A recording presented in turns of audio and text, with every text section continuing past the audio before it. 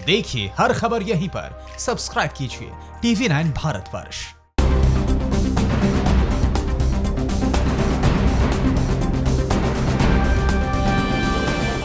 महाराष्ट्र में कहां पहुंचा कोरोना का मीटर, तो माया नगरी मुंबई में पिछले 24 घंटे में कोरोना ने कितनी जिंदगियों को ले लिया।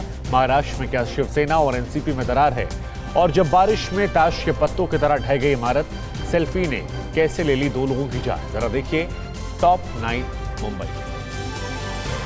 महाराष्ट्र में कोरोना के आंकड़े लगातार बढ़ रहे हैं। पिछले 24 घंटे में कोरोना संक्रमित मरीजों का आंकड़ा 6,500 के पार पहुंच गया है। राज्य में कोरोना के 6,555 नए मामले सामने आने के साथ ही राज्य में संक्रमितों का आंकड़ा बढ़कर 2,06,619 तक पहुंच गया। अभी तक महाराष्ट्र में कोरोना से 8,822 मरीजों की मौत भी हो चुकी है और कुल 1,11,740 मरीज ठीक होकर घर भी जा चुके हैं।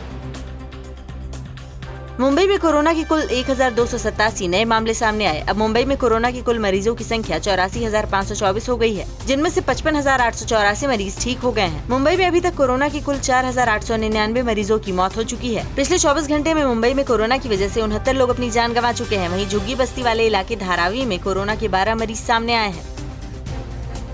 मुंबई में भले ही कोरोना संक्रमित मरीजों का आंकड़ा लगातार तेजी से बढ़ रहा है, लेकिन मुंबई में कोरोना मरीजों के ठीक होने की तादाद में भी बड़ा इजाफा हो रहा है। बीएमसी द्वारा जारी किए गए आंकड़ों के मुताबिक मुंबई में कोरोना मरीजों में से 64% मरीज ठीक हो रहे हैं, यानी मुंबई में रिकवरी रेट 64% से ज्यादा हो गया है। हालांकि महाराष्ट्र की बात करें तो मरीजों का रिकवरी रेट 54.2% है।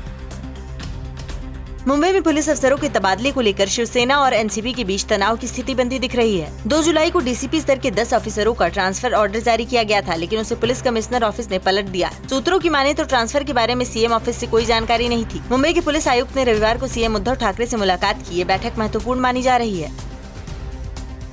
मुंबई में पिछले 2 दिनों से रुक रुक कर बारिश हो रही है। भारी बारिश के चलते चेंबूर और अंधेरी के कई इलाकों में भारी जल भराव की समस्या हो गई है। इस बीच भारतीय मौसम विभाग ने एक बार फिर महाराष्ट्र और गोवा में भारी बारिश के लिए अलर्ट जारी किया है। मौसम विभाग के मुताबिक सोमवार को मुंबई के कुछ इलाकों समेत ठाणे, रायगढ़ और पालघर जिलों में भारी बारिश होने की आशंका है। भारी बारिश के बीच महाराष्ट्र और गोवा तट पर 50 से 60 किलोमीटर प्रति घंटे की रफ्तार से हवा चलने की भी आशंका जताई गई है। महाराष्ट्र के बुल्ढाणा में देखते ही देखते एक 3 मंजिला इमारत भर कर ढह गई। सुबह इमारत में कंपन हुआ, जिसके बाद इमारत में रहने वाले लोग बाहर निकल आए, जिससे किसी जान माल का नुकसान नहीं हुआ। 30 साल पुरानी इमारत बारिश की वजह से बहुत जर्जर हो चुकी थी। नांदुरा नगर परिषद ने इमारत को पहले ही खाली करने का निर्देश दिया था। महाराष्ट्र के यवतमाल में बाढ़ में बहने से 8 से 10 महिलाओं की जान जाते जाते बच गई। लौटते वक्त शाम को नाले में बाढ़ आ गई। महिलाएं लकड़ी की काट से बनी नाव में सवार हो गईं, लेकिन नाव बीच में ही डगमगाकर पलट गई। संयोग से कुछ युवकों की डूबती हुई महिलाओं पर नजर पड़ी। युवकों ने रस्सी के सहारे सभी महिलाओं को बाहर निकाल लिया। आपको बता दें, जिस जगह ये हादसा हुआ वहाँ पुल बनाने का काम पिछले 10 साल से लंबित है।